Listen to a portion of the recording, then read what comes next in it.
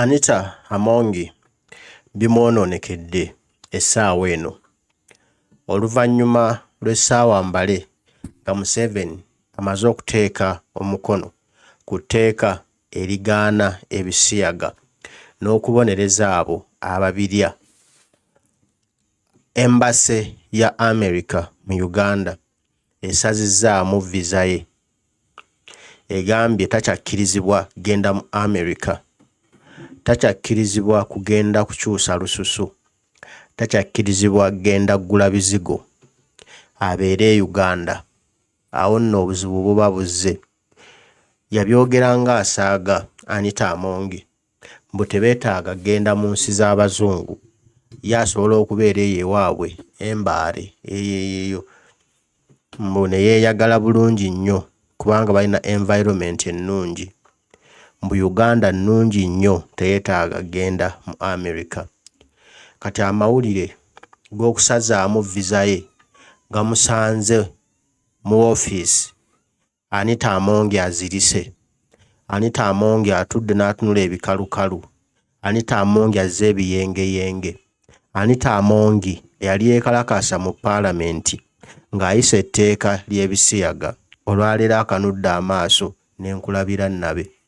Abadde ne musajja we Nfanfe bwe baapanga etteeka lino nga mubaka w'e Bugiri eri Asumaani basaalirwa, bonna batudde entegetege ne zibafampa, ne batuula wansi amagezi ne gabaggwaako nga tebakyalowooza, nga bafuuse nga ebinkekenke. Ekintu amawulire gabasanze bali mu kwetegekera mirimu gyabwe ku paalamenti. Email nejja tiruting bagenza okugibikkula from American Embassy, visa yo eri revoked. Akanudde amaaso, atunudde ebikalukalu, ne yeebuuza lwaki, nti lwa tteeka lye mwayisizza ery'ebisiyaga.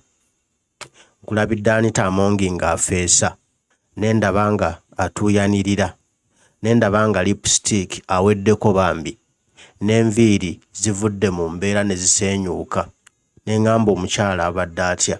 Entuyo ne zimuyitamu bw'ati yenna n'atoberera. N'eŋŋamba kati ebizibu birabika bizze. Baatugamba wano nga beepikaapika, nga beewagaawaga, mbu bo visa za America tebazaagala, tebeetaaga genda mu America. Kati ate bwe ndabye ayiddeyidde, ayiikayiika, atotobala, n'eŋŋamba ate atotobala ki? Ate ki ekimuggiisa? Ate kaakati biki ennyo ebimubuguutanya? Yagamba teyeetaaga genda mu America. America emutaddeko akazito. Ambasada wa America mu Uganda omukono agutaddeko nti visa yo esaziddwamu. Awo nno Anitah Amongi atunudde ebikalu, atunudde embebere, kubanga ensi emufundiridde.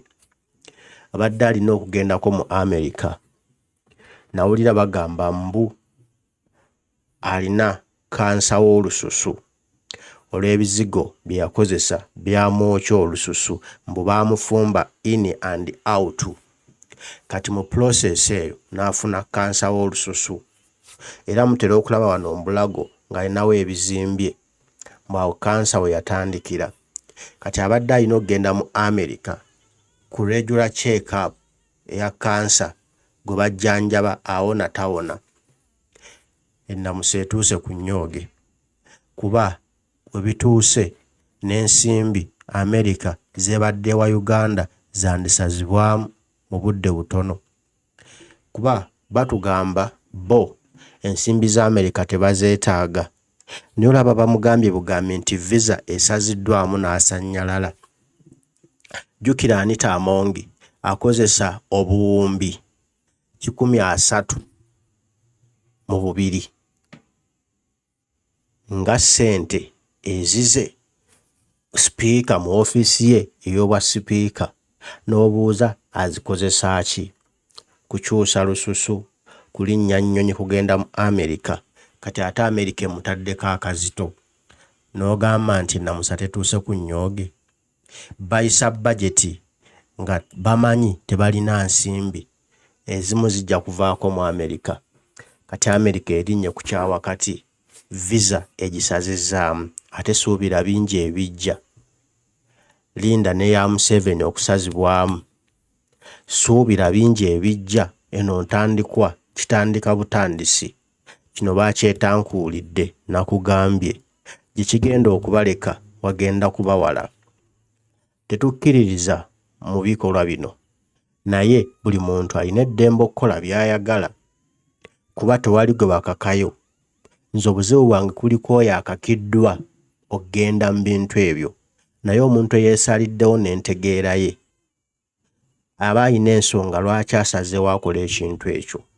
siraba lwaki nze muyingirira naye lwaki siwaayo budde ku munnayuganda awambibwa n'akubwa n'atulugunyizibwa n'attibwa awatali musango lwaki obudde bwange mbuwa abakola ebyabwe kati nno ebigambo bibonoonekedde Anitah Amongi ebibye birabika bimyuseemu America agisiibudde agendeko ewalala ye Malawi e Rwanda bamukkiriza e Congo akkirizibwa e Kenya tewali buzibu naye America agyesonyiwe ekirangiriro kimaze okuyita ne visa esaziddwamu wakati we no more traveling to USA ebigambo si byangu bannayuganda ebintu si byangu Sipiika Anitah Amongi atuuyanye yali akangaza mu Parliament nga mmanyi ka visa takeetaaga atuuyanye